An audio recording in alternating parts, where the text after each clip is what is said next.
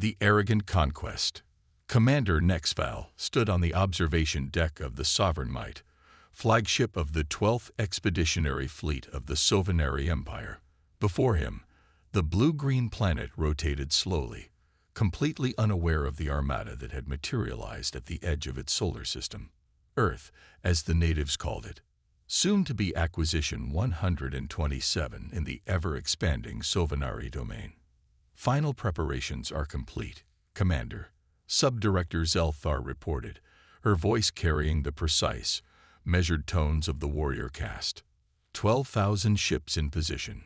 Ground forces prepped. Suppression arrays calibrated for human neurophysiology. Nexval's 4 eyes blinked in sequence, a gesture of satisfaction among his kind. His iridescent scales shifted from deep violet to a confident azure.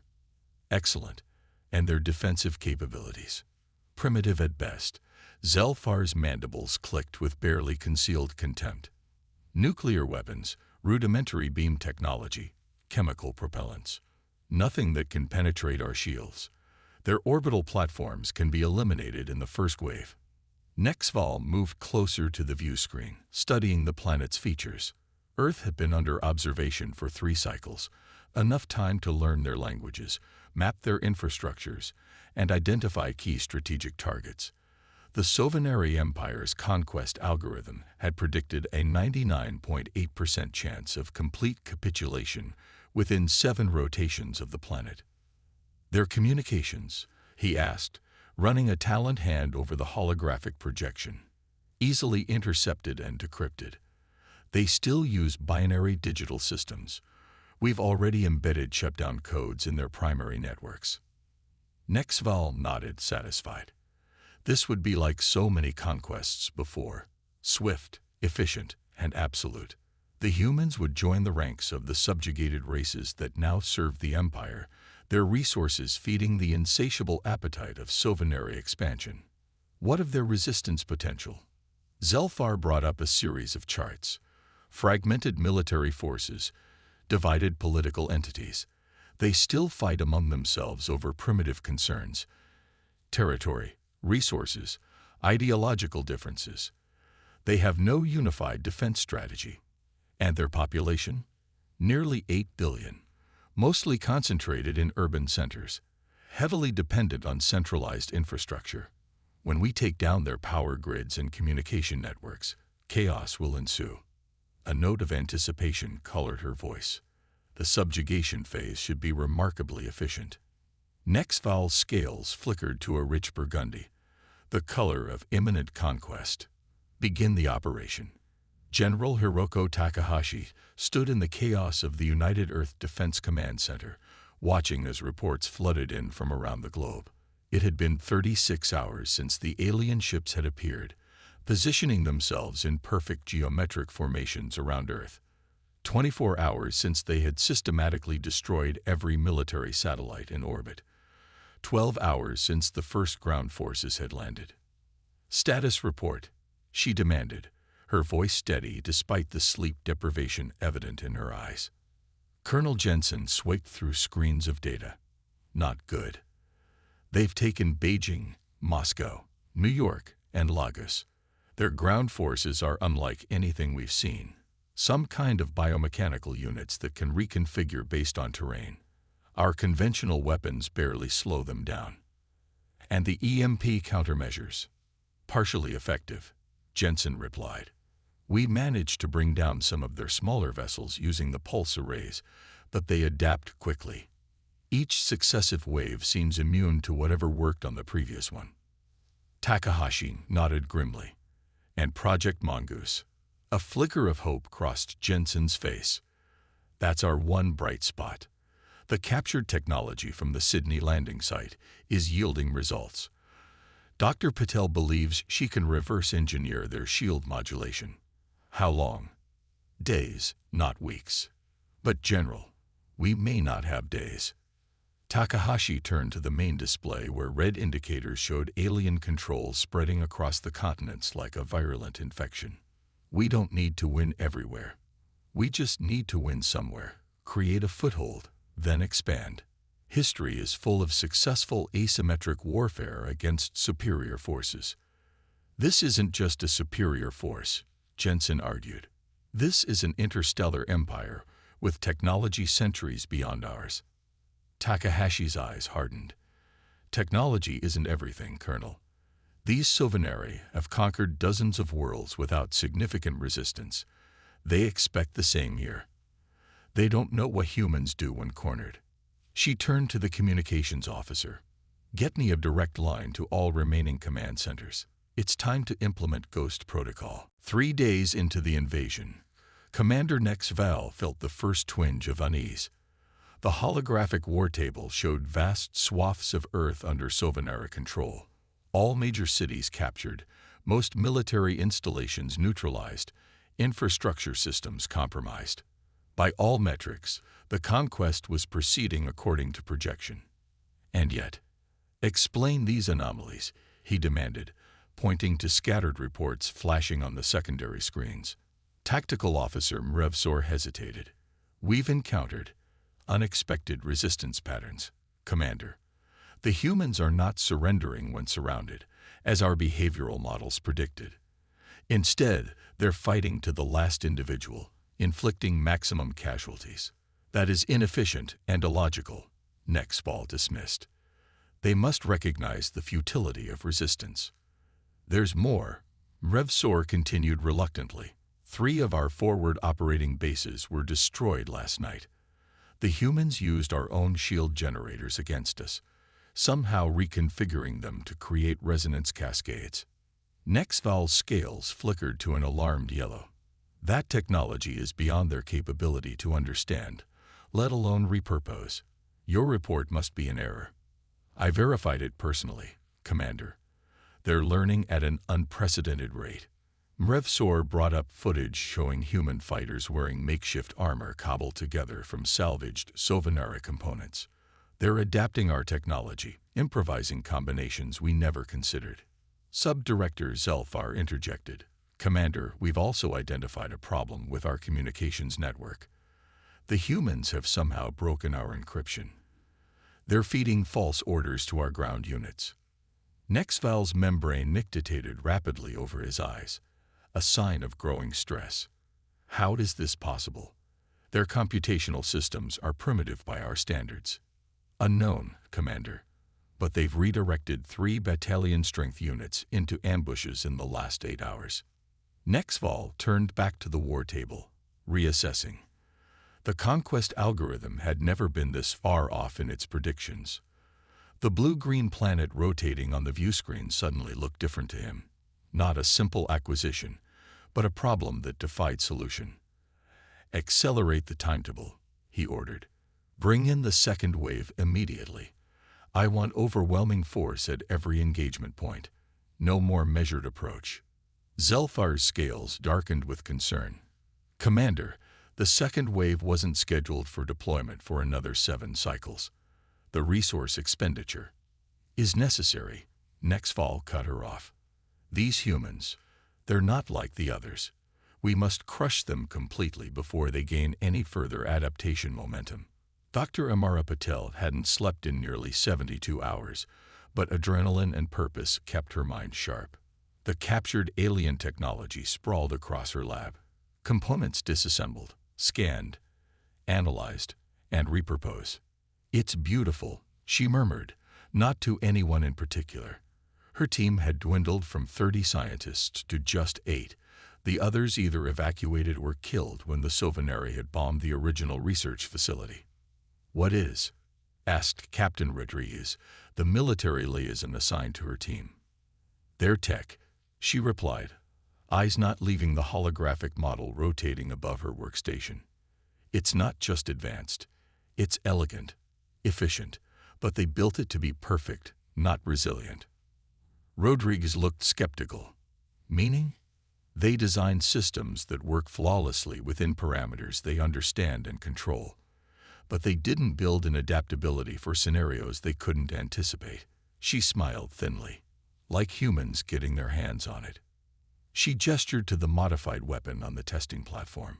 This was a standard Sovinari energy rifle, We've reconfigured it to emit a harmonic pulse that disrupts their neural implants. Same power source, completely different application. And you're sure it will work?" Patel's expression hardened. "We tested it on captured tech from the same series. But the real test will be in the field." She handed him the weapon. "That's where you come in." Rodriguez took it carefully. "How many can you make?" "With our current resources and the fabrication units we've salvaged." She calculated quickly. "Maybe 500 in the next 48 hours. Not enough to turn the tide, but enough to prove the concept." Rodriguez finished. "If it works, we can distribute the specs to manufacturing cells worldwide." Patel nodded, then turned to another workstation where a complex code sequence ran across multiple screens. "But the real game changer is this. We've cracked their navigation protocols. We can't take control of their ships, but we can disrupt their targeting systems." For the first time in days, Rodriguez felt something like hope. "How soon?" 24 hours to implement. Maybe less." She looked up at him, dark circles under her eyes, but determination written across her face. "They think they're gods coming down the mountain, Captain. They're about to learn they're just visitors on someone else's turf." 6 days into what should have been a 7-day conquest, Commander Nexval faced the unthinkable. Failure. "Status report," he demanded, his voice stripped of its earlier confidence. The bridge of the Sovereign Might was notably emptier than it had been at the start of the invasion. Many officers had been deployed to ground positions to shore up failing command structures as the situation deteriorated. Tactical Officer Mrevsur's scales had faded to a sickly gray, the color of extreme stress. "Commander, we've lost control of the North American theater. Our forces are in full retreat from Europe. The African Command Center went dark 3 hours ago. And our air superiority compromised. The humans have developed countermeasures for our shield harmonics. They're using our own displaced energy to power electromagnetic weapons that disable our systems." Nexval's inner eyelids fluttered rapidly. How? How are they advancing so quickly? It should take decades to understand our technology, let alone repurpose it. "Unknown, Commander, but their adaptation rate exceeds anything in our historical records." Before Nexval could respond, the ship shuddered violently. Emergency alerts blared across the command deck. "We're under attack," Zelfar shouted, rushing to a control panel. "Multiple impacts on lower decks. They've breached our hull." "Impossible," Nexval breathed. "No human weapon can penetrate our outer defenses." The view screen shifted to internal security feeds, showing corridors filled with armored human soldiers wielding modified Sovinari weapons. They moved with precise coordination, neutralizing defense systems and Sovinari personnel with ruthless efficiency. "They've adapted our phase technology," Mrevsor said, disbelief evident in his voice. "They're using it to bypass sections of our shield matrix." Another violent shudder rocked the ship. The lights flickered. "Engine deck compromised," a technician called out. "They've planted some kind of resonance device near the primary power coupling." Nexval stood frozen, watching as his invincible flagship was infiltrated by a species that, by all calculations, should have been kneeling in submission by now. His mind raced through possibilities, trying to understand where the conquest algorithm had gone so catastrophically wrong. "Evacuation protocols," he finally ordered. "All essential personnel to escape vessels. Download all combat data to secure storage." He turned to Zelfar. "The Empire must know what happened here. They must understand what we've awakened." As the command crew rushed to comply, Nexval turned back to the view screen, which now showed Earth. No longer a simple conquest, but a grave of Sovinari ambition. His scales shifted to the deep black of profound realization. They had not just miscalculated, they had fundamentally misunderstood the nature of their enemy. And that error would cost them everything. The humbling retreat. 3 weeks after the invasion began, the Sovinari Empire's Grand Armada hung in disarray around Earth's orbit. Of the 12,000 ships that had arrived with conquest in their mandate, Barely 4,000 remained operational. The others drifted as derelict hulks or had been captured by increasingly bold human counterattacks. Commander Nexval no longer stood on the bridge of the Sovereign Might. That vessel was now under human control, its technology being systematically dismantled and repurposed. Instead, he directed what remained of his forces from the auxiliary command ship Relentless Purpose, a vessel one-third the size and capability of his former flagship. The Southern Hemisphere is completely lost to us, Sub-Commander Krevlox reported, his scales a mottled pattern of stress and exhaustion. Human resistance forces have consolidated control of all major urban centers in those regions. They're using our own orbital platforms to coordinate attacks. Nexval nodded silently. The data screens around him told a story that would be incomprehensible to the High Command back in the Sovereignty Core worlds. In 3 short weeks, humanity had gone from a pre-spacefaring civilization to one that now utilized, albeit crudely, Sovereignty technology against its creators. And the northern continents. We maintain footholds in some regions, but they're shrinking hourly. The humans have developed some kind of distributed command structure that makes decapitation strikes ineffective. When we eliminate one leadership node, 3 more activate elsewhere. Nexval's outer membrane closed briefly over his 4 eyes, a gesture of profound weariness. What of the resonance weapons? Krevlox's scales darkened further. The humans are now producing them in mass quantities. Worse, they've improved the design. The first generation disrupted our neural implants. The current iteration can target specific cognitive functions. They can literally shut down our ability to process visual information while leaving other senses intact. How? Nexval demanded, slamming a taloned hand against the console. How are they advancing so rapidly? We've conquered species with twice their technological base who couldn't adapt a fraction as quickly. The science officer, Teshmar, spoke up from her station. Commander, I believe I have a theory. It relates to their evolutionary history. Explain. Most spacefaring species we've encountered evolved through stable adaptation periods, with technology developing in measured logical progressions. She brought up a comparative chart. Humanity's history is radically different. They've experienced multiple near-extinction events, forcing rapid adaptation. Their technological development is characterized by sudden, radical leaps rather than incremental improvements. She continued, highlighting human historical data the Sovereignty had gathered during their pre-invasion surveillance. They went from first powered flight to landing on their moon in less than 70 planetary revolutions. From basic computing to planetary information networks in just 50. They're hardwired for crisis innovation. Nexval absorbed this information silently.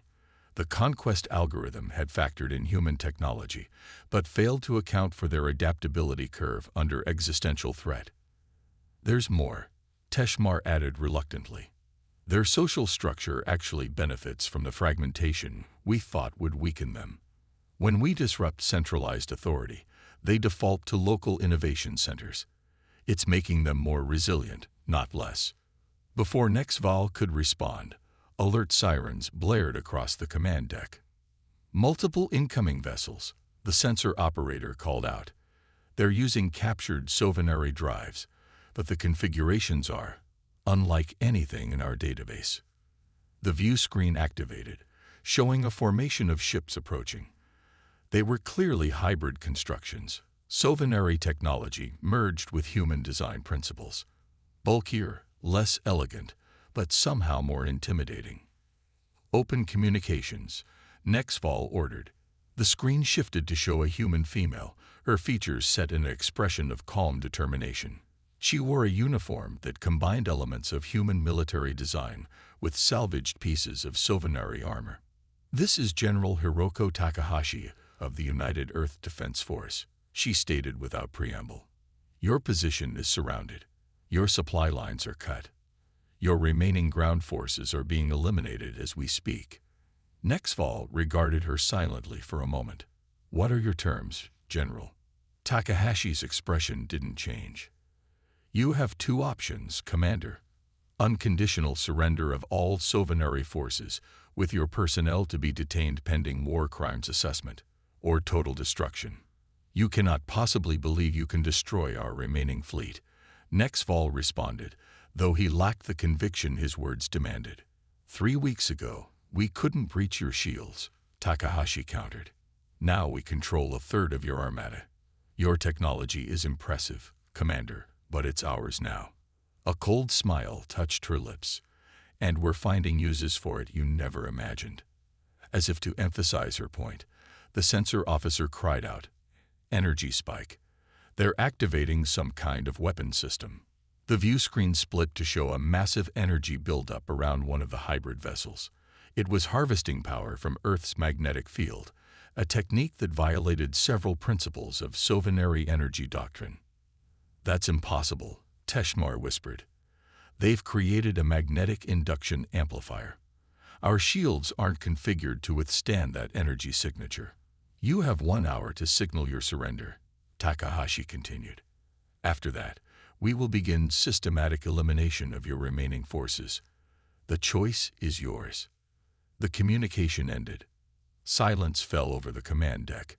Every officer present understood the reality of their situation. The conquest that should have taken 7 days had become an irreversible defeat in 21. "Options," Nexval finally said, his voice hollow. Krevlox shook his head slowly. "We cannot win this engagement, Commander. Even if we consolidated our remaining forces, the humans now understand our tactical algorithms. They're countering strategies before we fully deploy them." "Withdrawal," Teshmar suggested. "We must return to the Empire with what we've learned. The High Command must understand what humanity is capable of before they commit more resources to this catastrophe." Nexval's scales shifted through colors of conflict, pride warring with pragmatism, duty against survival. "Prepare emergency slip space coordinates. Priority vessels will escort the data carriers. All others will provide covering fire for the retreat." As the command crew rushed to implement his orders, Nexval moved to a private viewing port, staring down at the blue-green planet that had broken the undefeated record of the Sovereignty Empire. "Commander," Teshmar approached quietly, "there's something else you should know. We've detected unusual activity in the debris field of our destroyed vessels." "What kind of activity?" "The humans aren't just salvaging technology.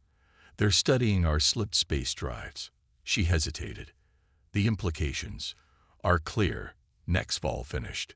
"They intend to follow us." He turned back to the viewport, a new emotion settling in his chest, something Sovereignty rarely experienced. Fear, not for himself, but for the empire that had never faced a threat like humanity.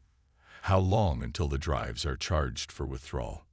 38 minutes at current power levels. "Divert all non-essential systems. I want us ready in 20. The retreat was not the orderly withdrawal Nexval had envisioned. As the remaining Sovereignty ships attempted to form a defensive perimeter around their escape vector, the humans launched a coordinated attack from multiple directions. "They knew exactly when we would try to leave," Krevlox said through gritted teeth as another explosion rocked the ship. "They've broken our strategic algorithms completely." On the tactical display, Nexval watched as human forces systematically targeted the Sovereignty vessels, carrying the most valuable technological assets and command personnel. It wasn't random. They somehow knew which ships to prioritize. "Slip space drives at 83%, the engineering officer reported. 7 minutes to activation threshold." "We may not have 7 minutes, Teshmar warned, pointing to the approaching human fleet. "They're concentrating fire on our drive sections. They want to strand us here." Nexval made a rapid series of calculations. "Alter the plan. All ships with functional drives will jump immediately upon reaching minimum threshold. Do not wait for the fleet to consolidate. That violates withdrawal protocols," Krevlox protested. "Some ships will be left behind." "Better some than all," Nexval replied grimly. "The Empire must know what happened here, what we've unleashed." Another impact sent tremors through the command deck. Warning indicators flashed across multiple stations. Hull breach on decks 7 through 9, someone shouted. Emergency containment failing. Drive capacity at 90%, the engineering officer called out. But power fluctuations are increasing. We can't guarantee stability across all vessels. Nexval's scales had settled into a deep, resolute gray. Transmit to all commanders. Jump at threshold, regardless of status. Survival of individual vessels is secondary to delivering intelligence back to the Empire. As the order went out, the view screen activated again. General Takahashi's face appeared, now showing the hint of grim satisfaction. Running already, Commander. We were just getting to know each other. Nexval faced the screen squarely. This is not over, General. You've won a battle, not a war. No, she corrected him. We've won our planet. The war is just beginning. Her expression hardened. Did you think we would stop once we pushed you back? You came to our home, killed our people, tried to take everything from us.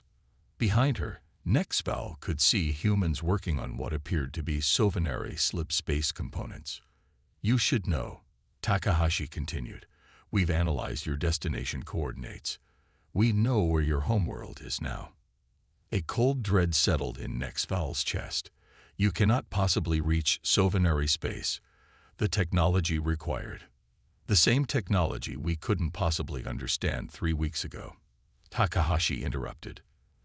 The technology we're now improving upon. She leaned closer to the screen. We're coming, Commander. Not just to fight. To ensure you can never threaten another species again. The communication cut off abruptly. Drive at minimum threshold, the engineering officer announced. We can jump now. Execute, Nexval ordered, his voice barely audible. Space distorted around the relentless purpose as its slip space drive activated. Through the viewport, Nexval watched as some Sovinary vessels successfully followed while others, their drives damaged or power systems compromised, remained behind to face humanity's wrath. As the blue-green planet disappeared into the folded dimensions of slip space, Nexval closed all 4 of his eyes. The Empire had encountered thousands of species across its expansion. Some fought fiercely, others surrendered immediately. Some were technologically advanced, others primitive. But none, not one in the long history of Sovinary conquest, had done what humanity had accomplished in 3 short weeks. They hadn't just resisted. They had adapted, evolved, and turned the invaders' strengths against them. And now, they were coming. Record transmission for the High Command. Nexval said quietly as the ship stabilized in slip space. When the communication officer indicated readiness, he spoke with solemn clarity. To the High Command of the Sovinary Empire, I, Commander Nexval, report the catastrophic failure of the Earth acquisition mission. Of our invasion force, nearly 70% has been destroyed or captured. The humans have not only resisted our conquest, but have assimilated our technology at an unprecedented rate. He paused, considering his next words carefully. The penalty for failure in the Empire was severe, but the danger of underreporting the human threat was far greater. We did not merely lose a battle, he continued. We have created an enemy unlike any the Empire has faced. They learn from defeat. They innovate under pressure. And now they have our technology, our navigation data, and a singular purpose, to ensure we never threaten them again. His scales shifted to the deepest black, the color of existential warning.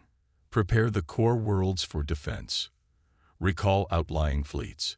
The humans are coming, and they bring with them something more dangerous than any weapon, a species that turns failure into adaptation and oppression into resolve. As the message concluded, Nexval turned back to the viewport, staring into the swirling chaos of slip space. In the distorted reflections, he saw not his own face, but the future of his empire, forever changed by the species they had so gravely underestimated. We outnumbered them 100 to 1, he thought bitterly, and still lost everything.